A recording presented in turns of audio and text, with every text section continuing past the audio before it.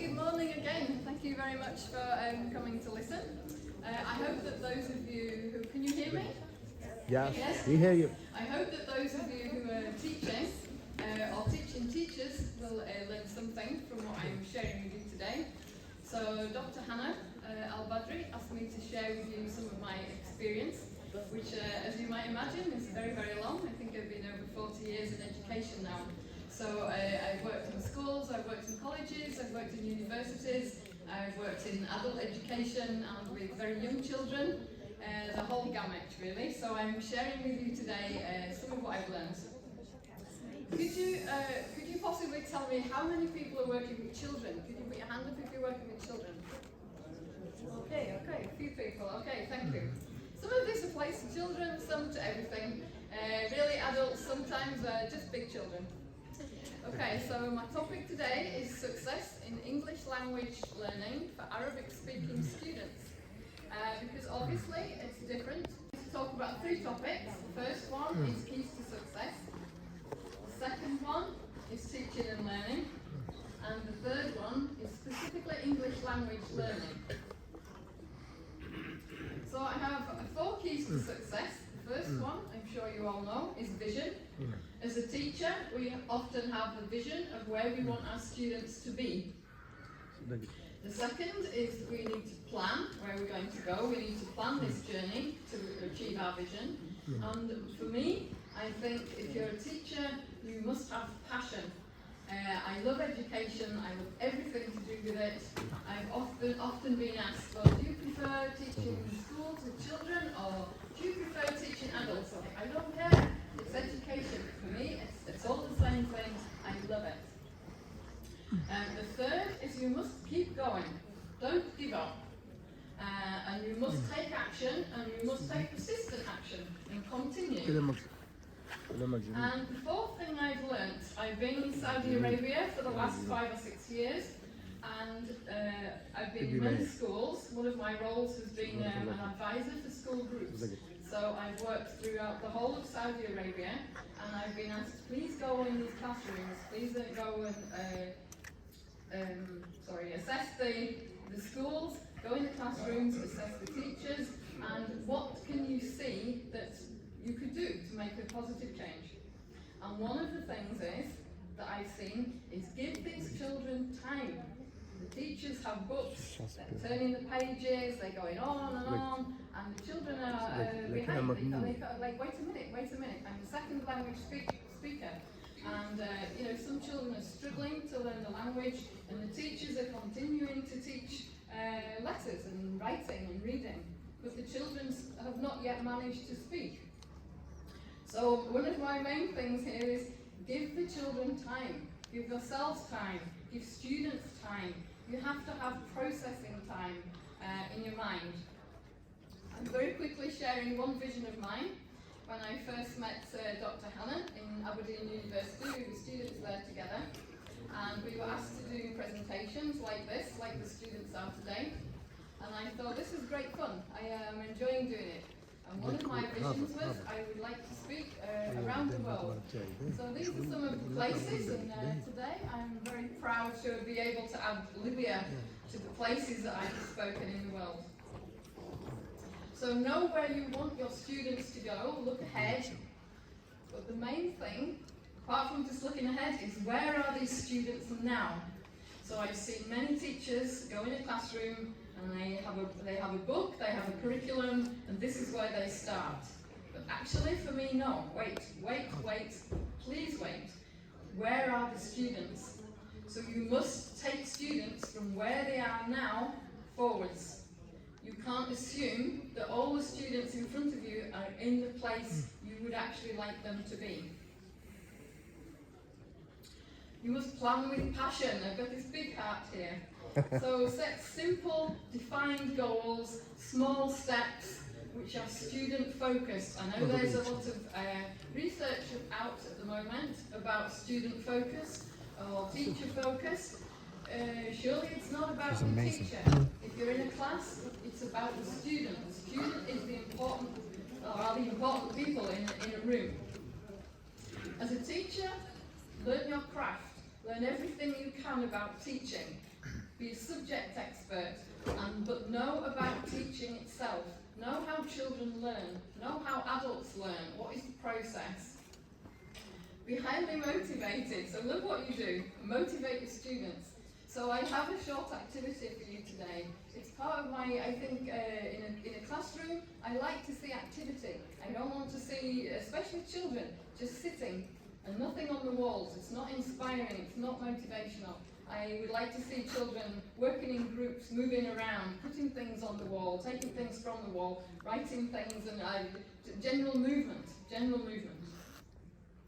As a teacher, I've asked teachers, please challenge your beliefs. One of the things is, should 3-year-old Arabic speakers, which is what I've seen, be learning the English alphabet? My answer is no. Why are you doing that? As a teacher, ask yourself, what am I assessing? You know, teachers give tests, we give tests. What are you assessing? And why are you assessing it? Think about it. It makes the assessment more meaningful if you know why you're assessing what you're assessing. Should reading and writing be taught together? Absolutely, definitely. Montessori is in favour of teaching writing first. It's a very good idea. You know, we speak and we write. And anything that you write, you can most certainly speak. Some people can speak but can't write. But if you can write it, you can speak it. So writing is very, very important. And I've been reading a lot more now about how important it is that students can have this way of output through writing. So give writing time. Often people ask, should I teach letter names or letter sounds? For me, you should teach both. It's like naming an animal and saying its sound. So you know that a cow says moo, a letter A says ah. For me, you should teach them together. And the students should be at the centre of everything. So when I started going in classrooms and I was asked, please go assess the teachers, I thought to myself, it's not about the teachers, it's about the students. So now I go in class and I go, oh, what are these students doing? Because that is the important thing. So what is the teacher engaging the students with? Are they just sitting, listening? Are they asleep? Is there something to look at? Is there something going on the walls? They need stimulation. Well, everybody who's learning, you need stimulation and things to remind yourself. These are just a couple of theories that I subscribe to. Specifically, or most importantly, Jerome Bruner's spiral curriculum. Can you put your hand up if you've heard of it? No, if you haven't heard of it, please go look it up. So it means you learn something, and then you learn a little bit more and a little bit more. But on top of that, you go back to the beginning, and you go over again to things that you know. So when you're learning language, say the word the. It's a very common word. So the word the will be used again and again and again, and then you build more words and more words and more words. But you don't forget the that you learnt at the beginning. So you must always go over what you have learnt at the beginning. So this is what is spiral about it. So it's building, it's not just going up like this, it's going back, we go back over what we did at the beginning. Otherwise, at the end of the course, you forget what you did at the beginning. So hopefully not, but at the end of this conference, you may very well have forgotten your first speaker. Please, I hope not. There is a slide at the end that you can take a photograph of which puts everything together. Also, I firmly believe that literacy, learning to read and write, is a socio-cultural concept. So we learn through what we see happening. I saw a lovely photograph yesterday. If I'd have seen it before, I'd have put it in my presentation. And it was a famous actress, Julie Andrews, from The Sound of Music, and she's sitting reading, rehearsing her lines for the film. And next to her is a small child. And what is the child doing? The child is sitting the same, like this. The child is like maybe 1 or 2 years old, very small. So children do what they see their parents doing, and what they see people around them doing. Montessori, I've mentioned that, and I went a couple of years ago to Reggio Emilia. It's a town in Italy. It's also a way of teaching And what they propose is that the environment is the third teacher. And the more I've been in classrooms and the more I've observed, I go, this is so, so true. Another thing that I see often is children should have a literacy-rich environment. So people put a book corner for children. No.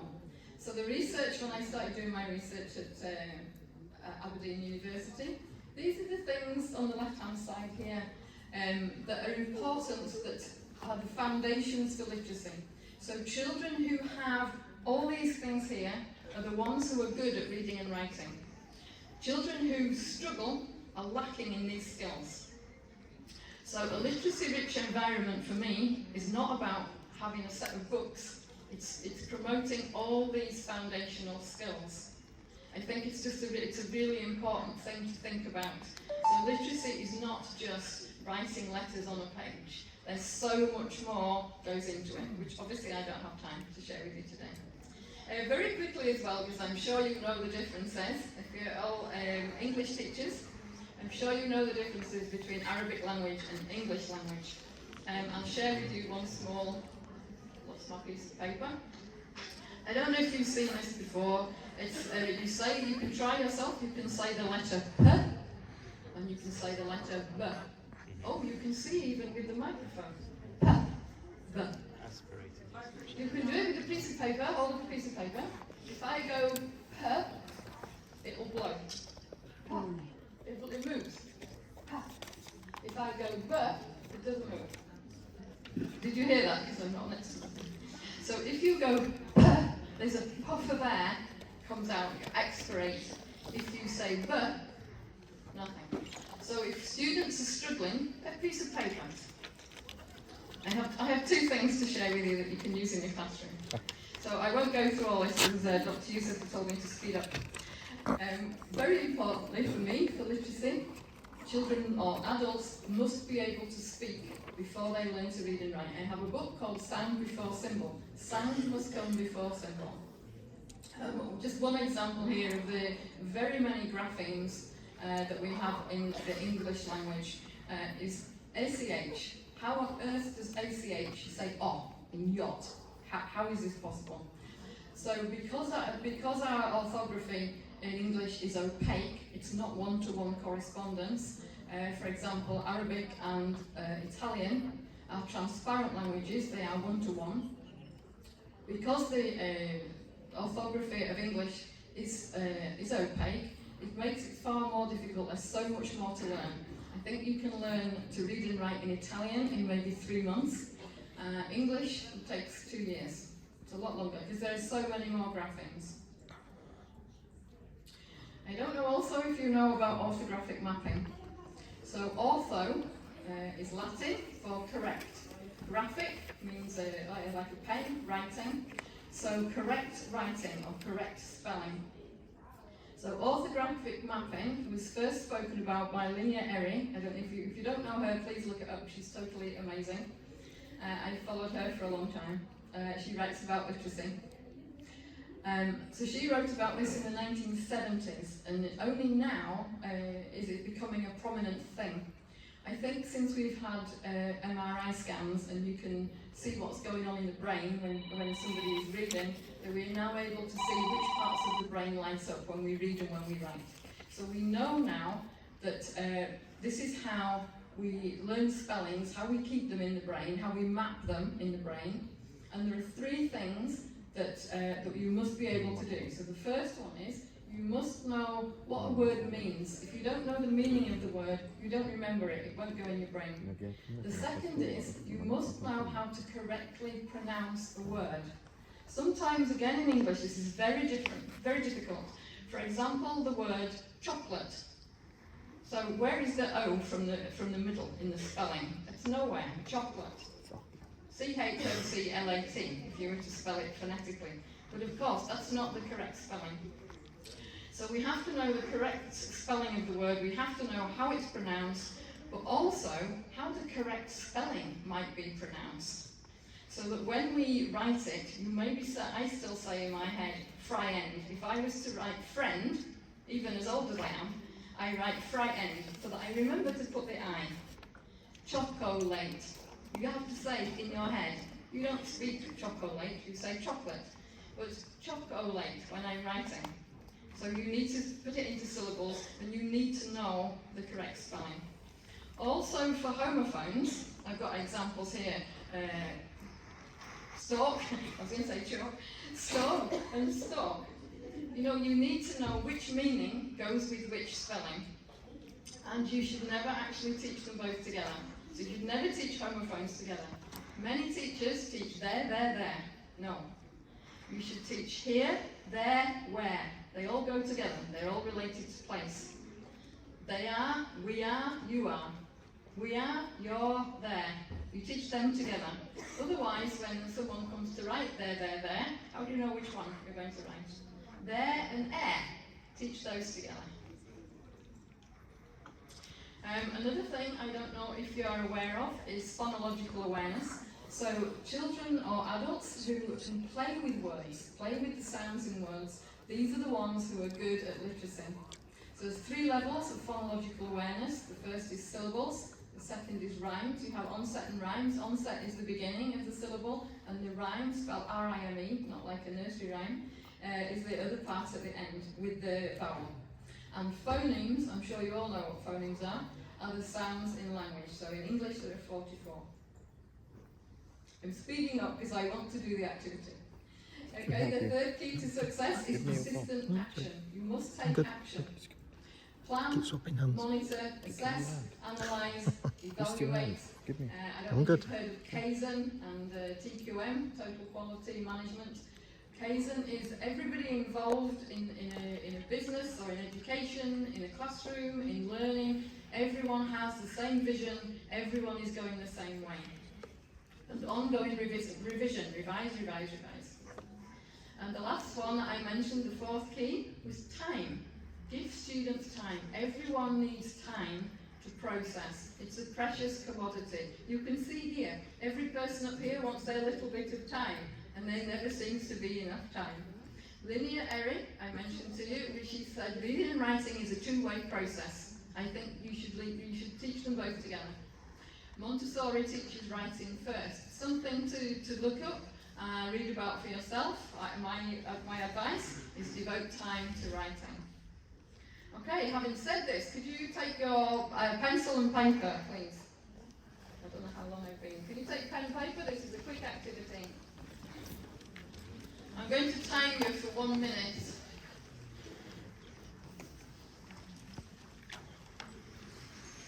Can you tell me how long I've been? Anyone tell me how long I got left? 16 minutes. 3 minutes, okay. Okay, this is a 1 minute activity. Are you ready? I did this in a school group for hundreds of children, and I found out lots of information. I want you to write down the alphabet, A to Z. Here's the example. So I want you to write down the alphabet, and if I haven't said stop, continue writing. Are you ready? Capital or small? Small letters, A to Z, until I say stop. When I say ready, steady, go, go. And when you get to Z, start again. Are you ready? Say Yeah. Yes. Okay. Ready? Yep. Steady, go.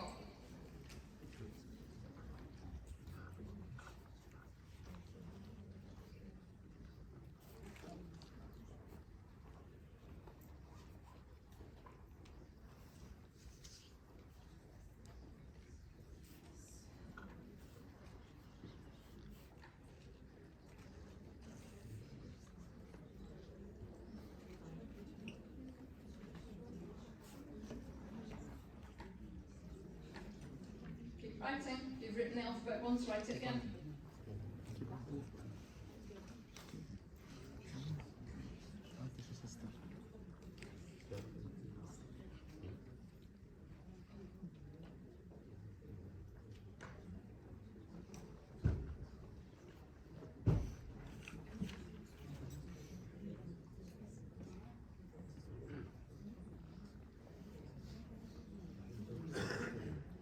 Okay, stop.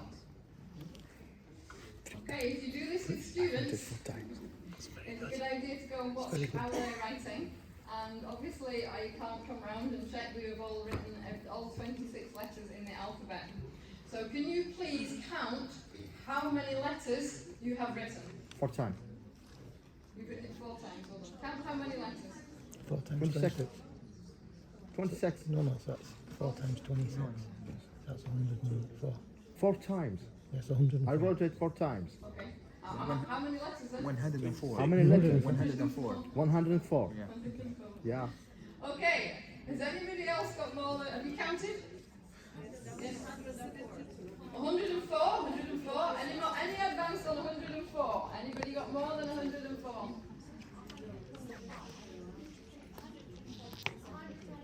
A 125. Whoa. Anybody got more than 125? 54. 154. No, 54. 54. Okay, anybody more than 125? Okay, when I finish, please come, I have a prize for you. Okay, thank you very much. Okay, so the reason for this is it's a test of fluency. So we want people to be able to write fluently. If a student is stopping and thinking about the letters, how can they write fluently? So it's a test. The teacher can tell from this if students can write fluently or not. So students must know the letters. So this was in a school, and I found that many students did not know the 26 letters of the alphabet. So how can they search in their minds to think, if I want to write letters that go with at, I want them to write a beginning. So bat, cat, rat. But you have to go through A, B, C, D, E, F, G. How can you do that if you don't know those 26 letters? It's very important that everybody knows the 26 letters and in order. Being able to put things in order is another important skill. So if you have students who struggle to do order, how are they going to remember the order of letters in a word? It's also very important. And writing production. You must be able to produce these shapes quickly when you're writing. Otherwise it's slowing you down. So just this very simple 1-minute exercise can tell a teacher a lot about the students. Thank you for allowing me to do that. Thank you for joining in. So if you want to take a photograph of any slide, this is the one. So this is my overall summing up review of what we've done today. So I've mentioned Bruner, and the spiral curriculum is something I think you should look at. Montessori's idea of teaching writing first, which I think is something else to look at, but for me, I would teach reading and writing together. And Vygotsky and his socio-cultural theory, so that he says that reading and writing comes from your environment, as does Reggio Emilia. The idea here about a literacy-rich environment, it does not mean just books. There are all these other things as well. And the four other things in the middle. One important thing was to learn language, to learn to speak before you learn to write. Phonological awareness, people who are good and being aware of the sounds in language are good at literacy. And orthographic mapping, we've got the little diagram here. Okay, you must know the word, you must know what it means, you must know how to pronounce it, and you must know what the spelling looks like, because when you get homophones, you don't know which is which. We saw that in the university, in the language centre. It's on the wall from the British Council. Which is which? Okay, you have to know which is which. I see the C and the C. So thank you very much. Exactly.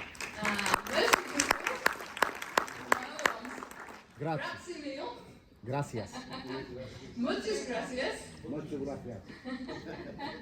And of course, shukran jazilan. Shukran. Thank you very much. Okay. Okay. So, thank you, Dr. Maria, for the nice presentation. I don't know whether we start the session first and we'll open the discussion, or we start the discussion, I don't know. So, I guess that we'd rather start the first session, and after that, maybe we have time to, if you have questions, if you have comments, that's okay. So the first session is about language acquisition. The moderator is Dr. Maria. So I'm asking the presenters to come to the stage here for the results of the first session. And we start the first session right now. After that, start the second session, and we start. We have lunch here, of course, and we continue working till I think 8 p.m. Tomorrow, inshallah, the schedule for tomorrow. We are going to